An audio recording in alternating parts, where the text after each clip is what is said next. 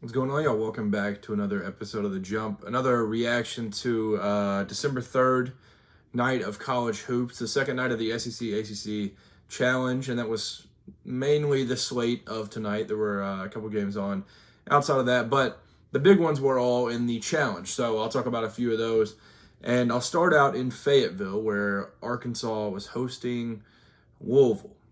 Now, Arkansas wins 89-80 in a game that was electric there towards the end. It got a little bit close there late after Arkansas goes out initially and puts it on them like right away. Trayvon Brazil's hitting threes. They came out with a purpose. They were getting downhill. It felt like they were playing like their lives depended on it. That's the best way to put it. Like they were getting after it, flying all over the place, and it was like the energy that you want to see from this Arkansas team. And Trevin Brazil was the one right off rip where it was like, this dude right here, they're doing it. So they go up big in the first half, and it was Trevin Brazil mainly, and then a few other guys kind of showed up early. And they get themselves into a huge lead very, very early. I think they led by as much as 19 at some point in this game. And then Louisville mounts a comeback. They had an incredible comeback. It was by getting paint touches with kickouts and hitting very, very, very difficult shots. Isaac McNeely hit a tough one. Michael Brown was hitting volleyball line threes.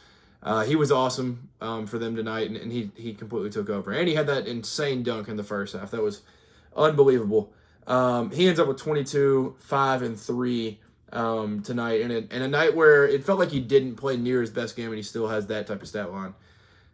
Sadly, not Ryan Conwell's best night ever. 5 turnovers for him.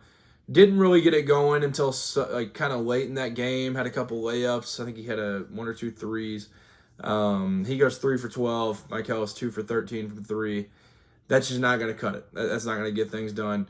And overall, it was just kind of a disappointing outing when this is a team that I feel like in this game should probably put up 90 plus. But Bud Walton Arena is a very, very difficult place to play.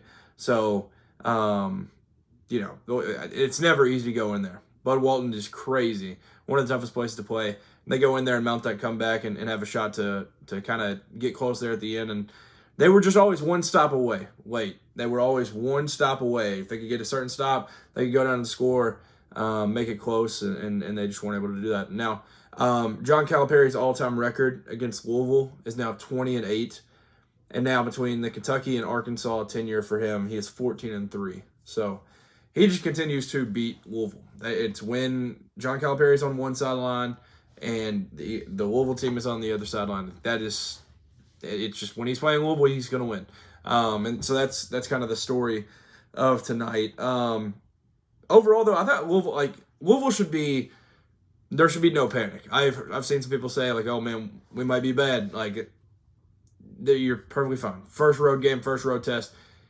Arkansas is going to be a good team. And when Arkansas plays teams that they physically dominate and athletically overwhelm, that's what happens. And that was really the story of this game with Trevin Brazil. Malik Ewan, it was the best game that he had played in a Razorback uniform, in my opinion. 12 points, 9 rebounds. I thought he was exceptional tonight. Billy Richmond had great minutes. Malik Thomas, 17 and 5 off the bench. The freshman balled out. Darius also had 17, 5 rebounds, and 10 assists. He was playing well. It was a really... you can't say all system success because outside of Trevin, there wasn't an incredible step up in the front court that I feel like will be the difference for this team all year. But they didn't need it tonight. They had enough from the entire squad, and they get a big time win. They give Louisville their first loss of the year. So even with Michael Brown taking over late, they're able to weather the storm and They get to talk all that crap, saying that they're the better Ville, throw all the L's down, all that good stuff. So big win for Arkansas. Moving on, Clemson and Alabama, which I feel like in this SEC ACC challenge, I feel like they've played 100 times now. I don't know if that's true. I know they've at least played once, but it feels like they just match up every year. But Alabama gets away with a win, 90-84, which this was very, very similar, ironically, because they were around the same time, finished moments after each other. Alabama takes a huge lead. They led by as much as 19. And then they blow that lead. And Clemson ends up taking the lead very, very late. Now, with this game, no Aiden Holloway, no Latrell Wrightsell, that's 2 starters, and then no Keaton Bristow, who had been playing some really, really good minutes. But Jalil Bethea, he has his first game back coming off the bench, and I thought he played all right. Obviously, he didn't play a whole lot, and it's going to be a little bit coming back from injury that he'll have to get into the flow of things. But big win. Clemson's a good team, dude. They're going to be very, very good. There's a 7-2 team that had won the Charleston Classic against a good Georgia team. This Clemson team is good. Brad Brownell's an incredible coach, and being able to go up that big early, and it was a lot from sharing the rock. A lot of assisted points early with ball movement and different things. They ended up with 13 assists. So early on, that was the way that they built the lead, but then Clemson has that big run in the second half. And they go to the line down 1, and R.J. Godfrey's got 2 free throws, misses both of them. About 2 minutes left when that happens. And then the 2 guys that were kind of the players of the night for me, not even just for me, it was, overall, they combined for dang near 50. LeBaron Philon and Amari Allen. Amari Allen in his first start, they make the plays late, and they hit the points. They get the buckets there at the end to kind of seal the deal. LeBaron Philon tied his career high with 29 tonight, so he was awesome. And then Amari Allen, 20 points, 11 rebounds, 4 assists in his first start. That kid right there, special. Very, very good. But being able to get a win like this with missing 2 key backcourt players, and then also missing Keaton Bristow, that's a very, very important win. I thought Jemison played well. He stepped up. Taylor Bowen struggled at times, but made a big shot late as well. So, the Alabama, the ceiling of this team is very, very high. And I don't need to be the one to announce that because I think that's known. But like I said, Clemson's very, very good. They still have an Arizona team coming up soon on the schedule. And then they'll kind of have a few bye games until they get into SEC play. But, going into SEC play, if you're able to maybe beat Arizona, or even if you lose to them and you have 3 losses, that's pretty good. Going off of what the schedule you assigned to yourself and then going out to Vegas on top of that, very, very impressive stuff. And, the top of the SEC is wide open right now, in my opinion. Florida, I was impressed with them at Duke, but there's been a lot that I haven't been impressed with this year. The top of that conference is wide open. Tennessee's good, but, a bad loss to Kansas where you had the lead, choked it away. And then a bad Syracuse loss, which I think Syracuse is good, so don't get me wrong. But you got to be able to come up with those wins. And the top of this conference is wide open, and Alabama might be the one that's taking it, or the team that's to the east of them in their own state could end up being that because they had a big win tonight as well. But Alabama, they are getting through their gauntlet, and they are just rolling through it. They're sitting at 6-2 now, and going through the injuries that they've had to deal with just now getting Bethea back and having the current injuries that they have. Getting a win like this is very, very impressive and very important for Nate Oates and all of Todd Faithful as they go forward and move on from that one. NC State goes to Auburn. Auburn gets away with a win, 83-73. In a game that was an absolute battle, back and forth the entire time. Auburn felt like they had them in arm's width the entire time, but, they're at the end. If Darian Williams can connect on that pass to Van Allen Lubin, they get a layup that cuts the lead to 5, and maybe that makes some things interesting. But early on in this game, it was turnovers for Auburn. I think they average about 9 a game right now, and they had 20 turnovers tonight. NC State had them turning it over so much, and they end up with 22 points off turnovers. They had 16 at half, it felt like. And that was really the story of it. That was why NC State was able to stay in this game, because Auburn at that point, I remember looking, they had 18 points off turnovers. I think they had 13 turnovers total.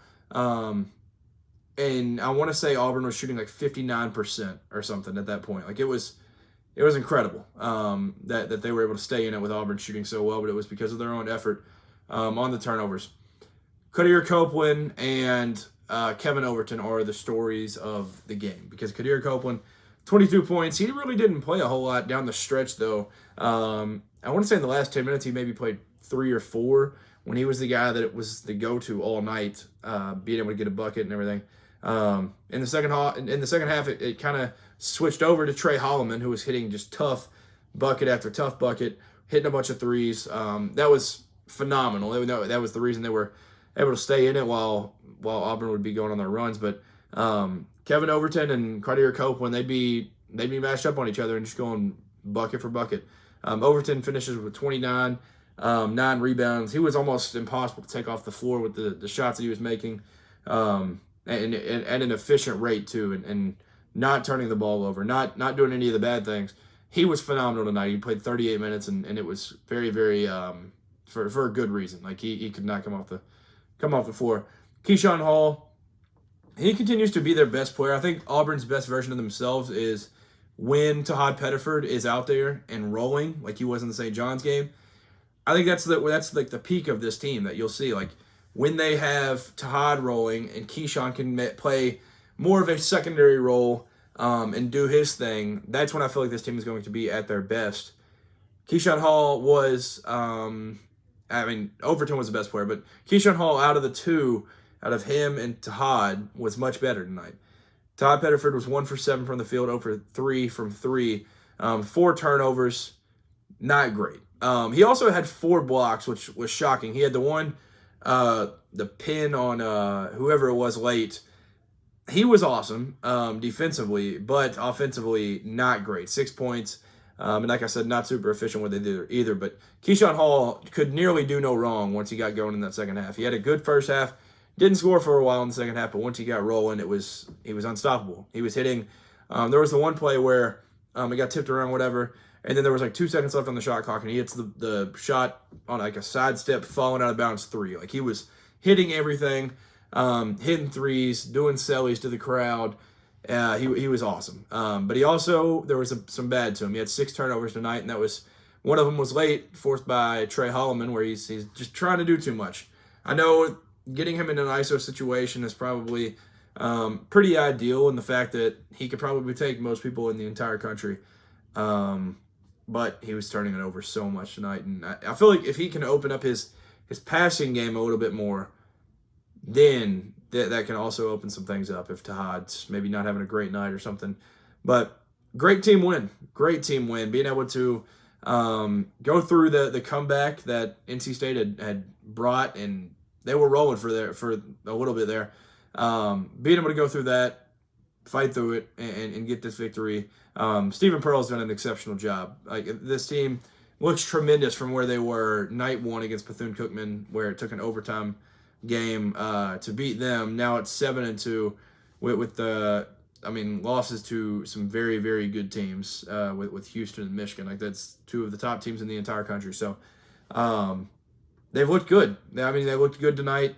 They go through Tahad not having the best night ever, and they're able to win a game like that. So not like it's an injury, but it's similar to Alabama, where they have one of their top guys not having the best night, but for Alabama standards, or for their case, not having players. Both of those teams getting big wins against frisky teams that came in making a comeback and everything late, and they get out with a win. BYU beat California Baptist. I really want to bring this up because is BYU ever going to play a home game? I don't know if they've played a home game, and it may be one of the games that I didn't watch, but they've played at the Celtics, they've played at the Jazz twice now. Tonight's was at the Jazz. I don't understand. I love their home arena. Their home arena is amazing. It's small, but it's awesome. It's a place that I want to go visit at some point.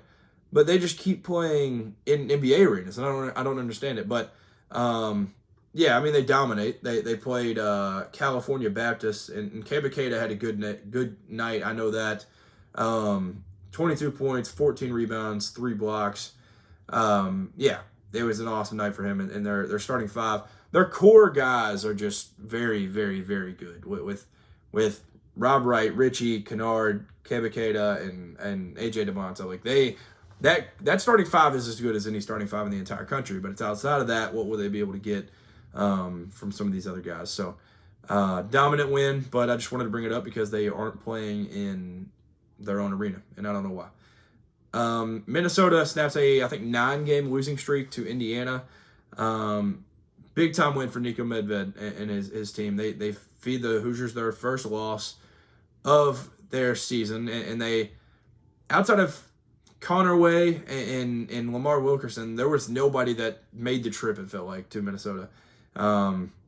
This was one of them that I had in the quad box and I was just keeping an eye on, but being able to go ahead and get your first Big Ten win in your first outing, you can't ask for much more. That's a great start to conference play. Vanderbilt played SMU, and Vanderbilt is nice. Tyler Tanner tied his career high with 26, 5-6 for him. Duke Miles continues to impact the game even when he's not able to score. I thought he still played fine overall. And, he's going to be able to fill it up a lot of nights. Tonight was not that night. He was 0 for 4 from 3. Couldn't never really get that feel for it. But defensively, what he's able to do, a great team win for Vanderbilt. They're now 9-0, 17 in the country. They just beat SMU 88-69 in a game where they were not favored by a ton. I want to say maybe single digits. Big time win. It was a dominant victory. Outside of that, I don't really know. Iowa State, they destroyed Alcorn State without Taman Lipsey. I'm trying to see what the SEC ACC challenge ended up being, because it shifted to where the SEC was leaning towards winning it. Yes, the SEC ended up winning 9-7 overall. So the SEC wins again, but the ACC much better showing than last year, because even in the losses, LSU had an overtime game against Boston College tonight. Big time Mississippi State road win at Georgia Tech. That was very, very impressive. But there was a lot of close games this year, where last year SEC won 14-2. And 12 of those games were blowouts. So being able to get up there and fight a lot better this year and nearly win the thing and lead after day one. Good stuff overall. But SEC comes out on top once again. And big conference boost, because the SEC so far this season had been horrible. Not beating any good teams. And it was just a very ugly showing so far until the SEC ACC challenge for the SEC. But some big wins here. And, there's a few that the SEC probably should have got, and they did not.